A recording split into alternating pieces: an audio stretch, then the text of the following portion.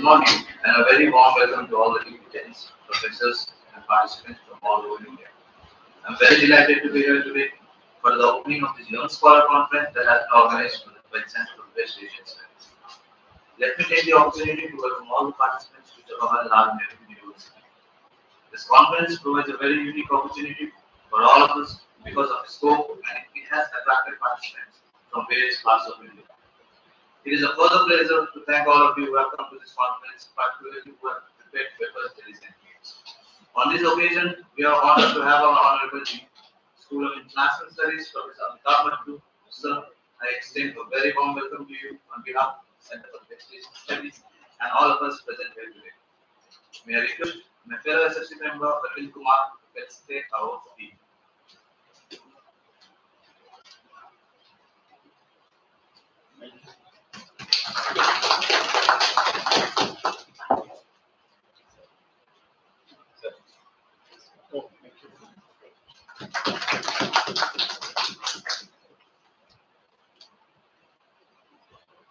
So, we are indeed thankful to you that despite very busy schedule, you have taken time to be with us. Our sincere gratitude to you, sir, on behalf of the Center for West Asian Studies. Also, it is an honor for us to welcome our keynote speaker and alumnus, Dr. Mohammed Zubair Ahmed, currently an associate professor from Janki Devil Memorial College in the University of Delhi. Sir, I extend a very warm welcome to you for your presence here today. May I request my fellow associate member, Kelvin Benny, to felicitate our keynote speaker.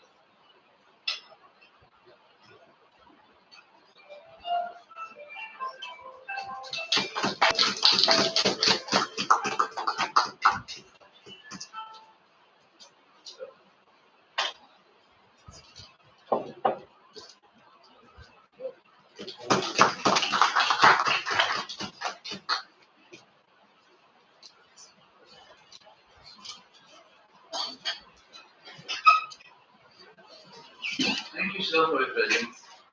Also, we are proud to announce that the conference is being conducted entirely for the students, faculty, of Center for West Asian Studies. We wish a very warm welcome to all of you and heartily congratulate you on being a part of this conference. I now hand the chair to my other associate member, Jagannath Kaur, to briefly introduce the themes of the conference based on the West Asia and North Africa in the global cross currents. Thank you, Rajat. Good morning, everyone. Before I begin the introduction of themes, I would like to let you know that this session is being live streamed, so please be cognizant of that. The title for our conference is West Asia and North Africa in the Global Cross Currents. West Asia and North Africa has always been at the intersection of diverse civilizations, weaving a vibrant fabric of global interaction. It also serves as one of the focal points of contemporary global flows spanning people, ideas, goods, and capital. As such, the region stands at the crossroads of the world, featuring a nexus of historical legacies, contemporary challenges, and future trajectories. Rather than fixating on a purely internal lens, the idea is to look at WANA as an internode that not only connects different regions, but also acts as a third space, creating a unique set of interactions that are entirely its own. We intend to provide a comprehensive understanding of West Asia's interconnected role within the global context. Our first theme, History, State and Society, explores West Asia's historical place in the world and the exchanges between civilizations, empires, and communities that happen within its regions. Further, we also try to explore how West Asia's connections with the world have altered its political destiny from time to time, beginning with a broad constellation of empires and followed by the inauguration of Westphalian state system. The current intensity and extent of global flows have also sparked discussion on the changing nature of sovereignty and brought to fore conditions of state porosity and spillover of violence by state and non-state actors across the region. This also leads us into our theme of conflicts, interventions, and security. On the one hand, region has witnessed power rivalries inviting interventions from both superpowers and regional powers. It has been home to simmering conflicts and crisis. But on the other hand, it has also served as the headspring of international norms on humanitarian intervention, human rights, and international migration. Now, we move to the theme on economy, resources, and technology. The region has formed an important link in global trade and commerce since antiquity. In this context, it is interesting to note how ancient trade routes have evolved into modern-day economic corridors, partnerships, and connectivity initiatives. The region also hosts energy reserves and sea lanes of transportation that are crucial to world trade and stability of the global markets. It also boasts a burgeoning corporate sector and service sector that is multinational in nature. In our next theme, we look at the diverse and vibrant arts, aesthetics, and cultures of West Asia and exploring how they contribute to global artistic expression and cross cultural understanding. Additionally, it is also important to note how sports can figure in the consolidation of national identity as well as its simul dissolution through cross national assemblages of teams, ownership, and sponsors. Intellectual exchanges between West Asia and other regions ranging from philosophy, science, and literature have influenced the global intellectual landscape as well. Our next theme is gender, minorities, and identity. The fluidity of interactions that we've been speaking about to bear on the questions of identity. Ghana, with its diverse people, defies the idea of a monolithic identity. The region is a mosaic of religious and ethnic groups encompassing various minorities. Hence, the concerns of these groups often vacillate between assertion, assimilation, and coexistence. Identity then becomes a function of both self-articulation and reflections from outside. The region is also at the center of global discourse on gender, encompassing discussions of discrimination and exclusion on one hand, and a vibrant set of women's movements and the emergence of queer rights questions on the other. The Zan Zindagi Azadi movement in Iran and the underground gay cultures of Saudi Arabia are cases in point. One cannot discount the fact that these issues refuse to be confined to a territory and inevitably project themselves into a global space, generating cross-national solidarity as well as contestations. The region has also foregrounded the issue of climate change, focusing on decarbonization, energy transitions, and sustainability. It has faced rising temperature, water scarcity, and increased frequency of extreme weather events. This is further complicated by ecological damage, food security in an increasingly arid environment, and an impact on traditional livelihoods of nomadic communities. The interconnectedness of these issues emphasizes the need for a holistic approach to address these challenges. With a broad emphasis on intersecting histories and shared destinies of the region and the world at large, the Student Faculty Committee of the Center for West Asian Studies opens the 10th edition of the Young Scholars Conference on West Asia and North Africa and the Global Prospects. Thank you. Now I would like to invite Professor Mattu to release the abstract booklet.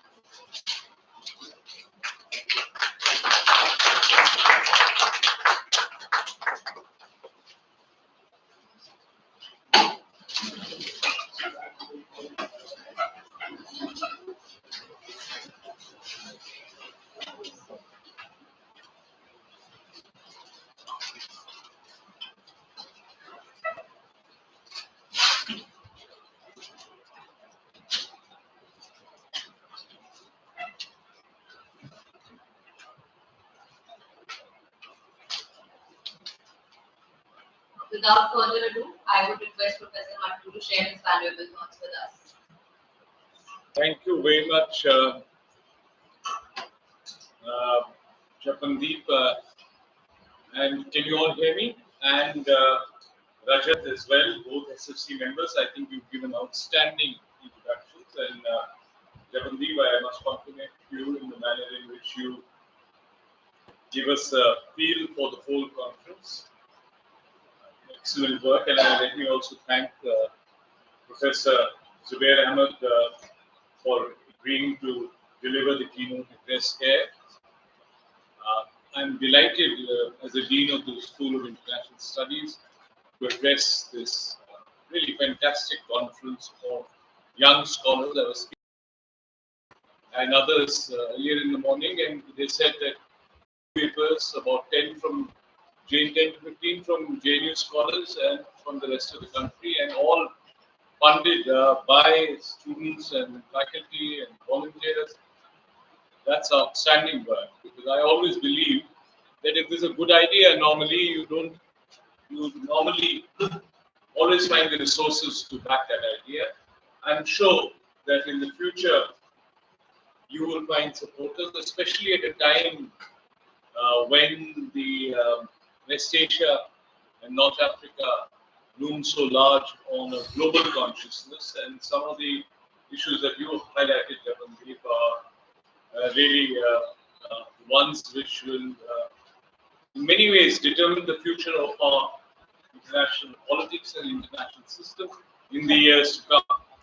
May I also, first of all, acknowledge the great stalwarts of this center who at least shaped my thinking. This was when we were students, Professor Kumaraswamy and myself, students here. Professor M.S. Agwani was a towering figure. He became rector and then vice chancellor. And I think, Kumar, you did your PhD with Agwani? Yes. And then there was in Persian, I remember, for Iran, you had Anisa, who knew Persian fluently, and he knew, I think, Dari in terms of its dialect spoken in parts of Afghanistan. Then you had Professor Sadiq, who was an expert, or the only real expert on Turkey, and Professor Gulshan Detal, who looked also at the Gulf, and then Girijesh Pant, who looked at the political economy of the region. Am I missing someone? Cwas Singh, who was the, he was the Marshal Rajput character. He was the strategic thinker of the of West Asia. So I remember that period because you would encounter these stalwarts, and I hope the future of this center, and I'm sure the future of the West Asian Center will be as bright as its past, especially now that you have started on this program for MA Studies. Professor Kumaraswamy took the initiative, Professor Samina is here as current chair. Congratulations, because sometimes from the outside, and I'll be candid, West Asia seems to resemble the West Asian Center seems to resemble the West Asian region a little. In terms of the fractures and conflicts and the competing contests over various issues which do not always make sense rationally to people outside. But that in many ways describes West Asia for me, because for the rest of the world, some of these atavistic, antediluvian conflicts seem completely out of place with the contemporary world that we inhabit. And yet these are, as Gagandeep pointed out, Javandeep pointed out, that these are part of the whole debate and contest about identities and how they are formed, which is reflected in much of the literature today. My personal, in terms of positionality, I think it's important to get that right. I grew up in Srinagar, where West Asia loomed only in one major sense. Each time there was a war, I was 5 years old when the 67 war happened, and then during the Yom Kippur War, I was 11. The first target of attack was the Christian schools that we went to. So each time there was a Middle Eastern conflict, the church and the schools, Burnhall School and Presentation School, were closed down. So it was a couple of days of great holiday for us. Each time there was a war in the Middle East. But then I think this sensibility changed because we were exposed, because my mother was a professor and we were exposed to some of the literature on the Middle East, and and also the cinema, Hollywood's imagination of the Middle East. And the one movie which made a tremendous impact on all of us who were growing up at that time, two movies in fact. One, in a very personal sense, was The Lawrence of Arabia, which every one of you must see in its unedited version even today. Who hasn't seen that movie, I would suggest that you should then exit the West Asia Center and find a place perhaps in the Center for International Politics. This is David Lean's masterpiece, which captures the dilemmas of what was happening after the collapse of the Ottoman Empire, but also the personal dilemmas of T. Lawrence. And I've read every biography of T. Lawrence because I'm writing something on Lawrence and Kashmir because he was a British MI agent, but who wrote his masterpiece, The Seven Pillars of Wisdom, while being a fellow at All Souls, Oxford. But the Lawrence of Arabia made the first difference. Then in 87, when the elections were rigged, or after 75, uh, when the Sheikh Abdullah made that accord with Mrs. Gandhi, the movie which impacted on the younger generation of people was Umar Mukhtar. As someone who, Umar Mukhtar, for the young, represented a figure of who refused to compromise. And here was Sheikh Abdullah who said they thought had betrayed their trust and compromise. So Umar Mukhtar captured the imagination. I don't think many people pay enough attention to the impact that Umar Mukhtar had on a young generation of Kashmiris who were growing up in the 80s. These two movies impacted us, and then I came to JNU, where, in a sense, it was part of the discourse of our times. Of course, the prevalent discourse of our times was our abiding faith in the struggle of the PLO and right of self-determination of the Palestinian people.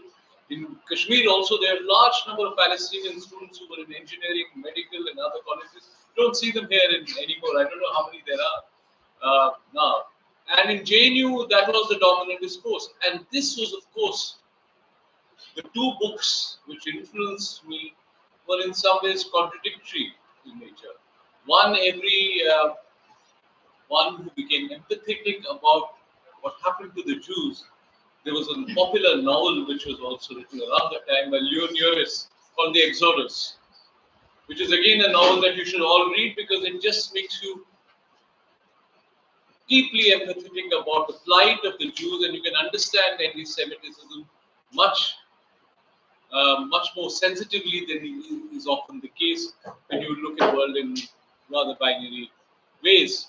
Then the other book was, of course, the masterly book, which was Orientalism by Edward Said, which talked about how, in some ways, the whole idea of Orientalism was fashioned by the West, and it helps you understand imperialism much more than it helps you understand the East, because East was essentialized, reduced to a caricature as a non-sophisticated society. And of course, Syed was a great believer in the Palestinian cause.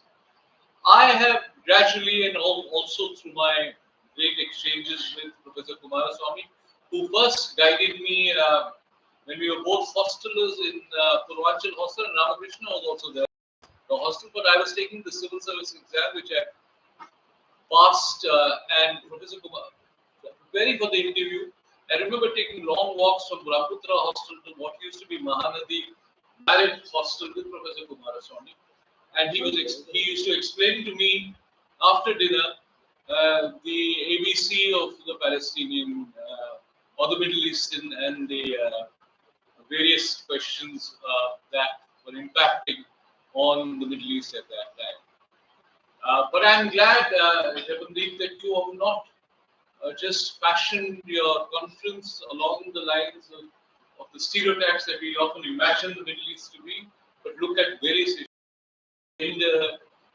rights of minorities, fragile ecology, energy issues. What's happening in Saudi Arabia is mind-boggling.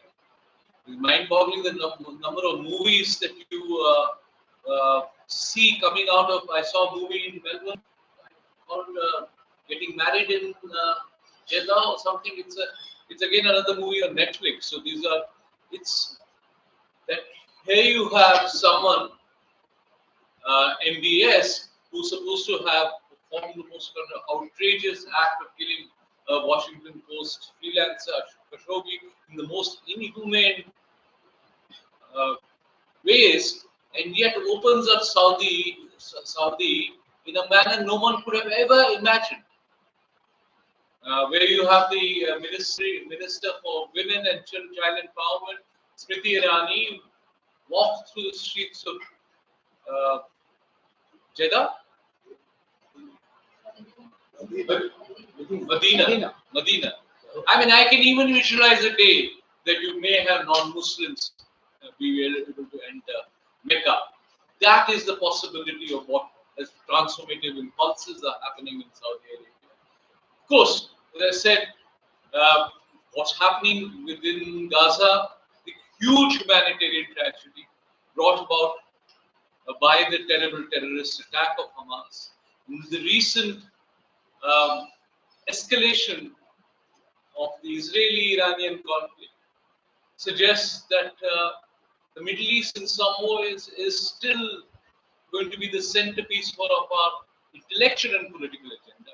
But as The Economist, which is the only popular journal I read, suggests that perhaps out of these grey skies, these dark clouds, maybe a silver lining because everyone recognizes there is no going back.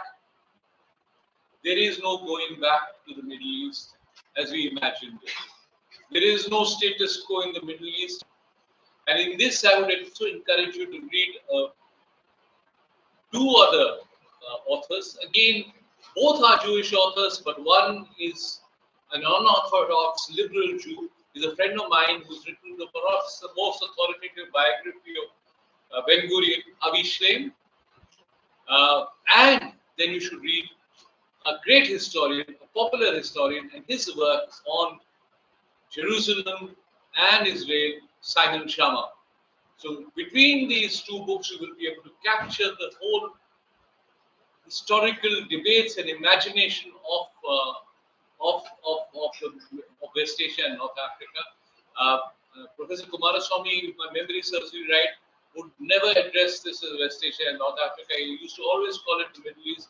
I'm surprised that he has supported a program of masters in West Asia and North Africa rather than the more masters in Middle East. But that is a debate which we'll settle on another day. But may I congratulate the students particularly for organizing this conference.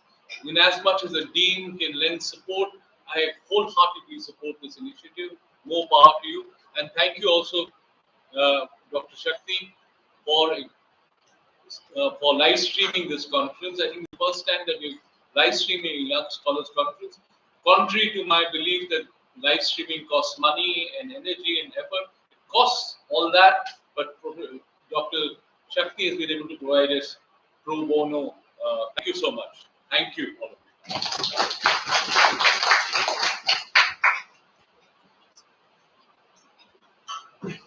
Thank you, sir, for your words and encouragement. You've truly set the tone for our upcoming interactions. Now, please join me in welcoming our keynote speaker, Dr. Mohammad Zubair Ahmed, to address the gathering and give us a brief foray into the issues that confront us as we move on the theme.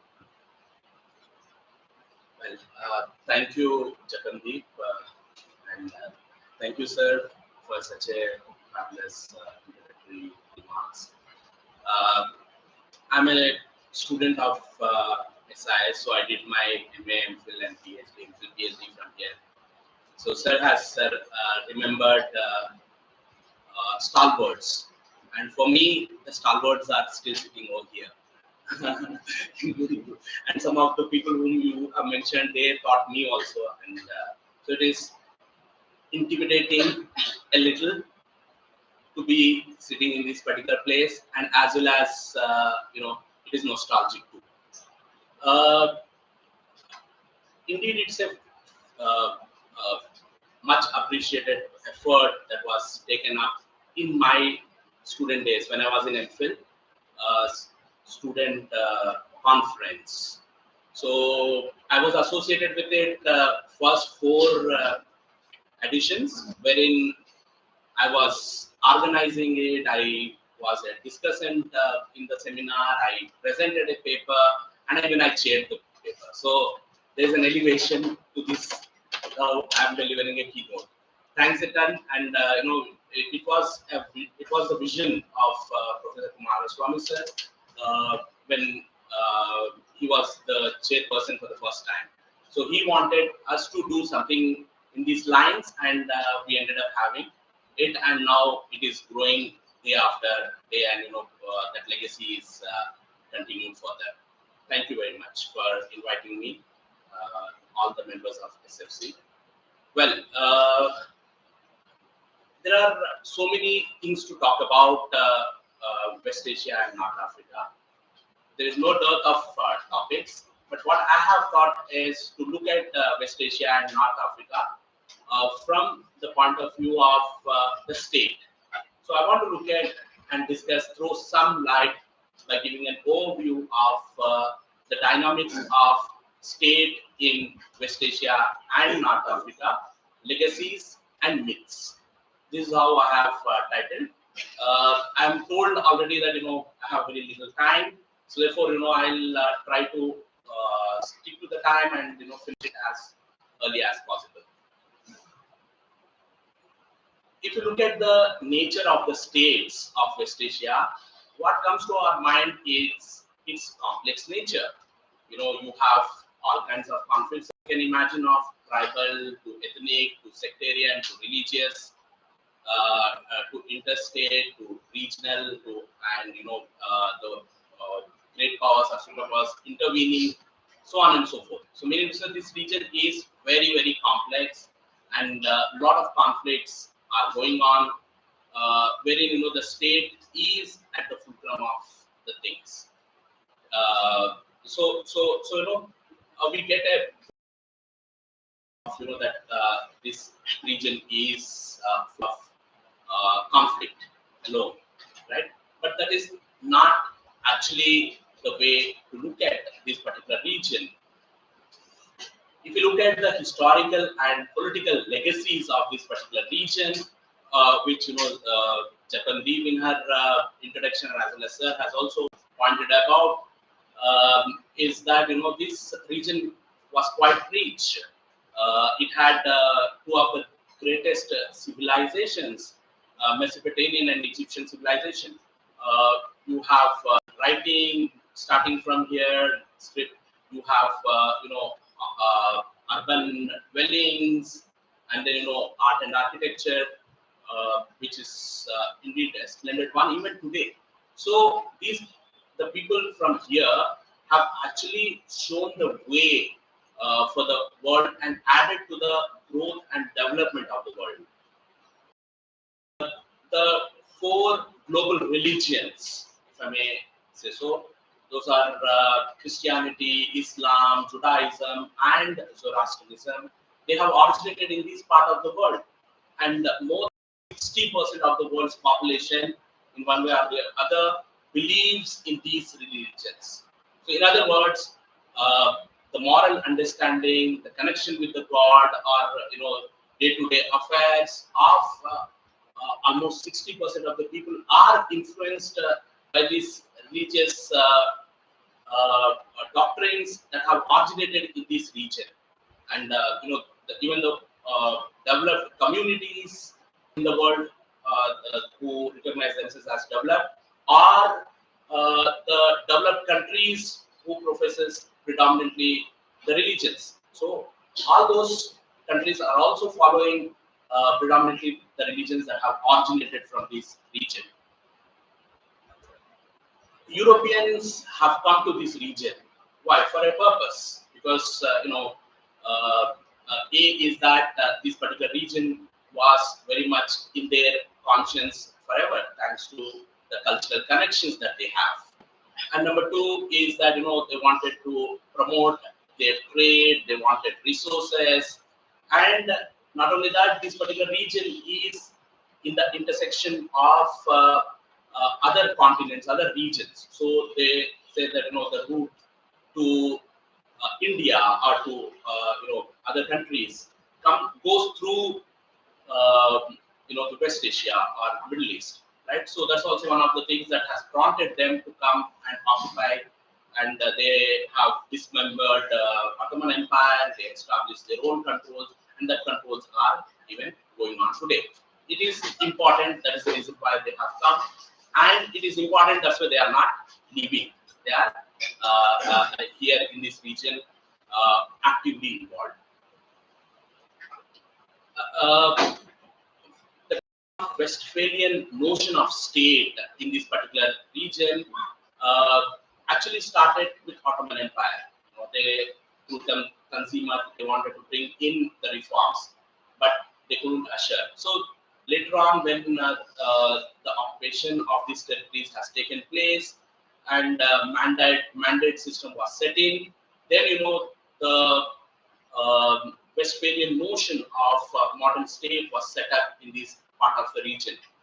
But if you see, the Europe, the state came into being there through a process, and it was a gradual process. But when it comes to this particular region, it was implanted without having any negotiation, without having any engagement with the realities of the region. So the thing that is, foreign in nature, and that too, it is implanted, obviously, has backlash, and to control that, they have used the coercion. They used the proxies in the form of former Ottoman Empire, officers or local militiamen and religious clerics and so on and so forth to control the entire region.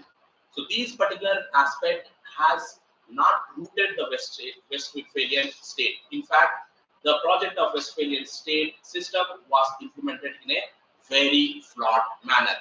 Take the example of citizenship. It was used not as a instrument to establish cohesion in the state. In fact, it was used as a weapon. To whom they want to reward, they were granting the citizenship. To whom they want to banish them out of the state, they have done that too. Right? In the case of Iraq, if you see those who had Persian citizenship, they were expelled from Iraq, and those who were professing Shiaism and causing trouble in Iraq, even they were also expelled. So, and communists were expelled from the states using the citizenship, and they have revoked it. So, time to time, citizenship was used as a weapon. So, as you can see, various other things, be it taxation or judiciary or parliaments or legitimacy, whatever you say, all these key attributes of a modern state, they all were abused and they were flawedly implemented in this part of the region. So you see that there is a disjuncture between the conception of Westphalian state and as well as the execution or the reality of the state in this particular region. So we can see four specific characteristics emerging. The states, they came into being with different competences. Okay, and as a result, the military could not establish its monopoly on the entire region, and B is that the local militias, local groups, they continue to have power in their hands. So the monopolization of the coercion is an essential thing that has not happened in this part of the region. And the government is not powerful enough to generate its own revenues on its own, from the people. As it is said that the taxation and economy is the fuel of the state. The fuel itself was not, collected from the people. Instead, they have depended upon various other things, such as rentierism. So they, literally speaking, depended on the fuel to fund their own states. Right? That many of the states are having petrodollars, so they are using that to control the state. And second thing is that they depend on the aid to control the state. So in other words, instead of tax collection and so on and so forth being bottom-up approach, which is the nature or which is supposed to be in the modern state, in reality, it was happening other way around. So that provided an ample amount of opportunity for the uh, uh, the governments to control the state.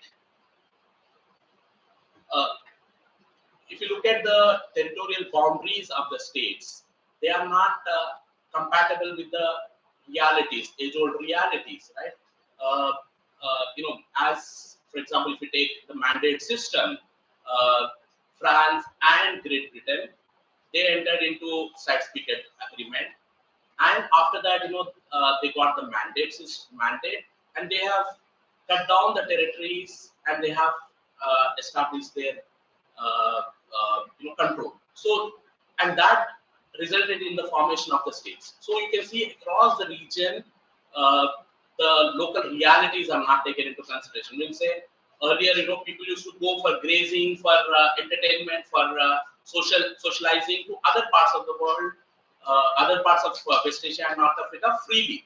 But the moment the modern states have come, they have cut down these particular things. As a result, those territories which were dependent for economic purpose, they have become dependent on some other things, particularly the state, right? So this particular aspect has happened in this region. And another thing is that when you have the disjuncture, when you are disconnecting from the umbilical cord of economy, society, and development, all which is in link with other parts. Like for example, if you take Kuwait, Kuwait was connected to Basra, but when the states have come into being, the people from Kuwait were stopped coming to Basra, and Basra people were stopped from going there. So these things have happened. As a result, the state has to find its own way. How to do that? By having, good economic policies, development policies in a rapid way possible. Things doesn't happen like that. It's a slow process. The states are not built in a single day. The process goes on. So that process was not allowed for this particular region.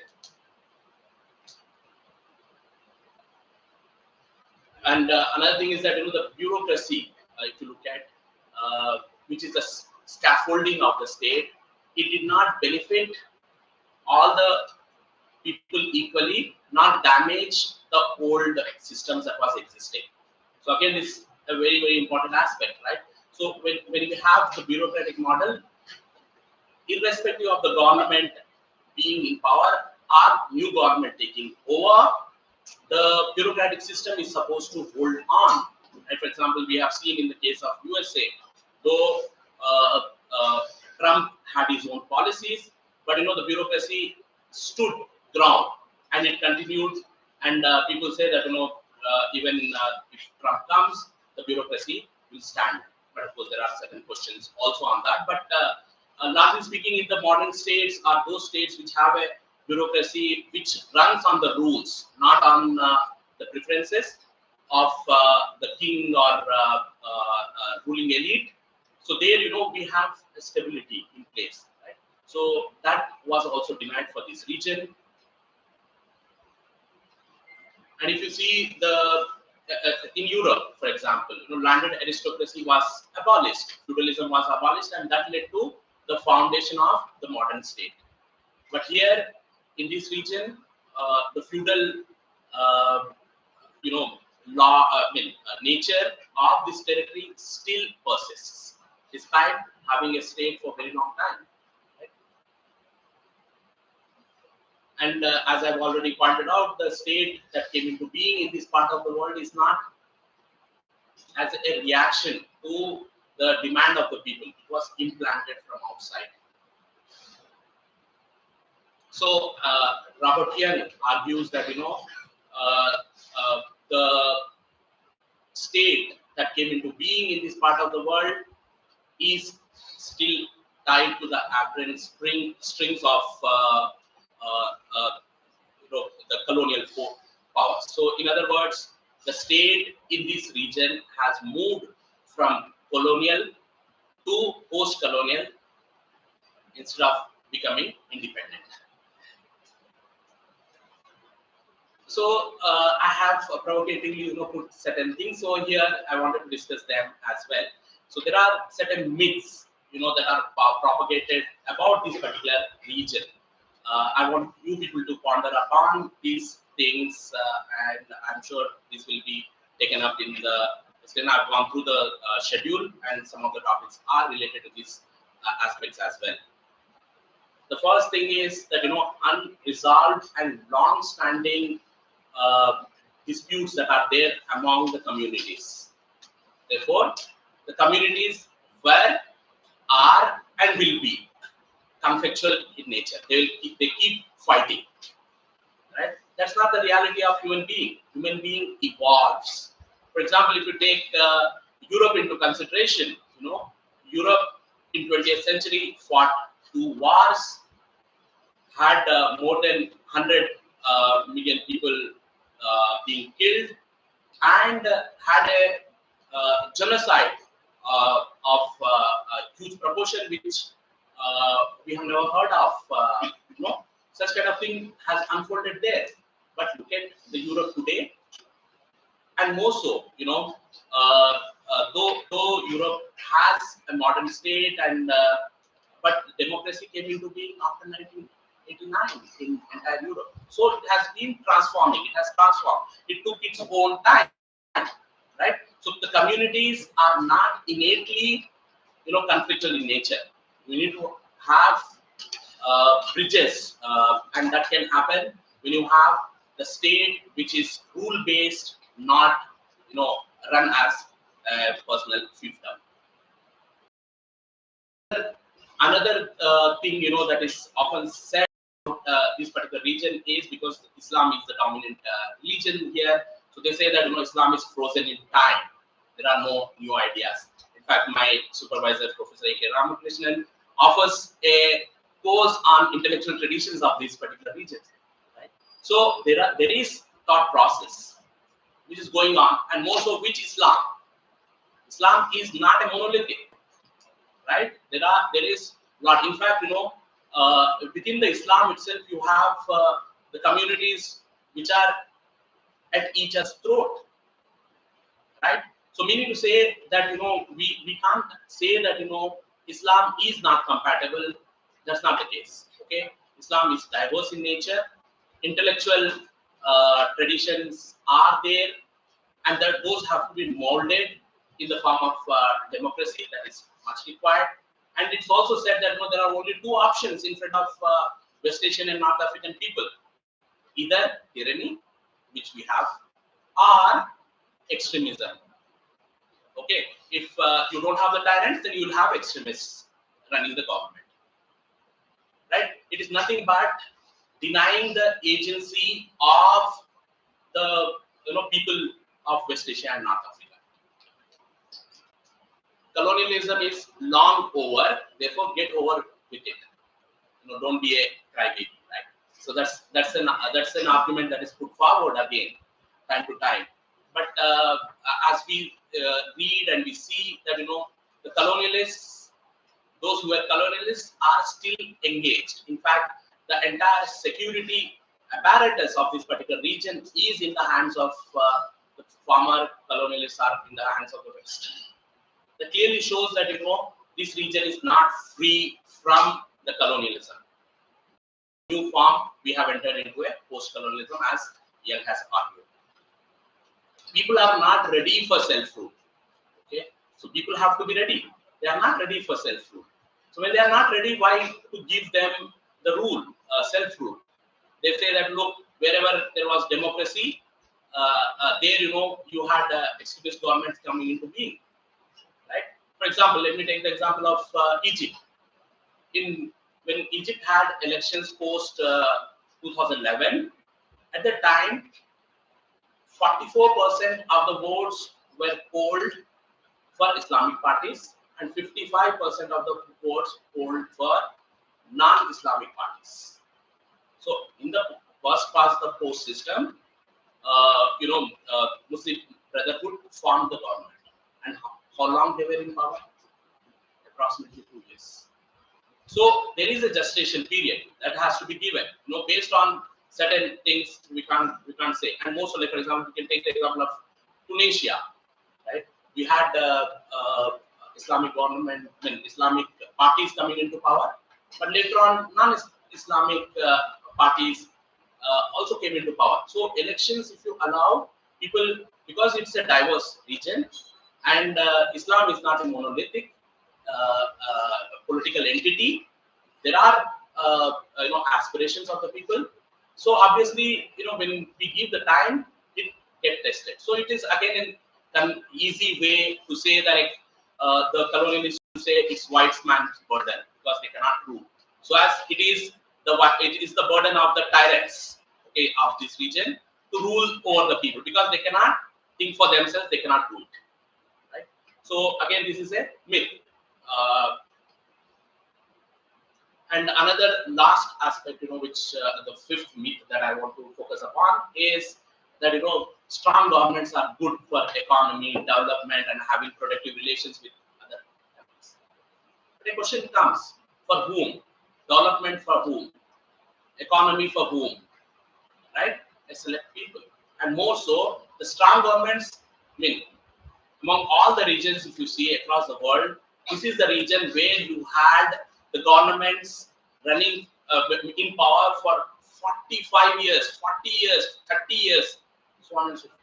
One leader ruling over the entire, ruling over the country for these many years. So they did have very strong leaders, they were strong. That's the reason why they were able to control this, the countries in this region for that long period. And US, but I tell you, this argument comes from neoliberal outlook towards the region, right? One of the characteristic feature of neoliberalism is that it wants stability to be there, and that stability is essential for economic growth and development. It was propagated there, and more so now. China is making inroads into this region, and China is seen as, and this the governments from these particular regions are lapping up to China as well. But China is not going to bring anything new onto the table because it's also a neoliberal country which has, at least the West does some lip service in the form of human rights, democracy, agenda pushing, and so on and so forth. But China doesn't do even that. So it is easy for the dictators of this region to deal with China than dealing with the West. So meaning to say that the entry of China is also not going to bring a change in this state system, in the state system of West Asia and North Africa. So what is the way forward to come out of this conundrum? If I would have known this, I'm sure I would have been more sought after in the world, right? Which I can't, and so as none of us, right? So, but there are two things, because if you look at the five myths, who are at loss? People who are blamed for the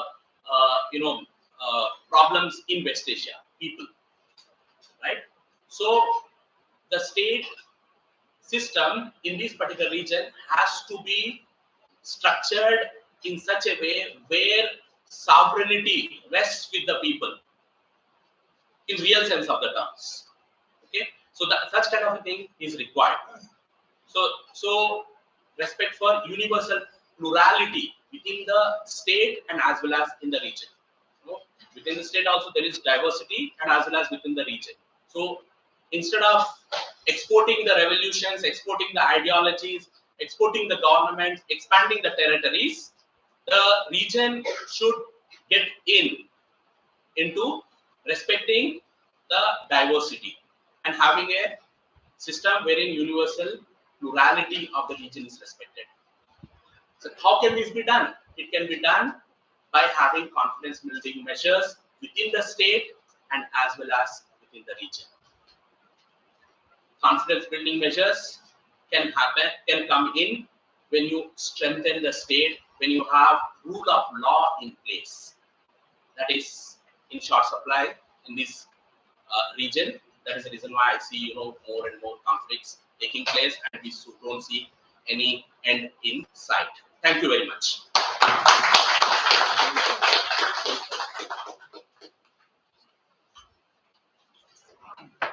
Thank you, Dr. Zubair, for giving us a bird's eye view into the complexities of state formation and consolidation in West Asia, and also helping us see through very convenient myths about the region. Now, I would like to invite Mona Lisa Das to deliver the vote of thanks. Thank you. Hello and good morning. I am Melissa Das. On behalf of all the students and faculties of the Center for West Asian Studies, would like to convey my vote of thanks. First and foremost, it gives me immense pleasure and content to thank our respected Dean of the prestigious School of International Studies, Professor Amitav Mathur, who, despite his busy schedule, got time to grace this memorable occasion. Sir, your presence has encouraged all of us, and we are grateful and thankful to you, sir. We are grateful to our honorable keynote speaker, Dr. Muhammad Zubair Ahmad, sir, for accepting our kind invitation and joining here with us, and for sharing your enlightening words. Sir, your intellectual seeds are well implanted, and it's going to be in the minds of all young scholars like us, and will definitely be fruitful and productive in near future. I thank our well-wisher, especially the chairperson of the center, Professor Samina Hamid ma'am, and all the incredible faculties that we have with us. Sir and ma'am, we are thankful for your support, vision, and commitment. Last but not the least, I thank all the distinguished young and talented scholars, invitees who have joined us from different parts of India and for taking their beautiful states forward to share their ideas with us and make the intellectual world look more beautiful. We look forward for having an extremely rich and engaged tradition of sharing knowledge and wisdom for today and tomorrow. Once again, I thank all of you for your presence and attention. Thank you.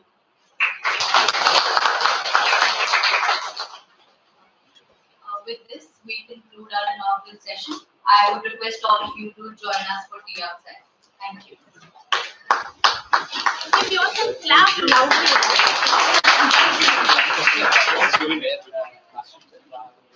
Oh, great, great, great. So,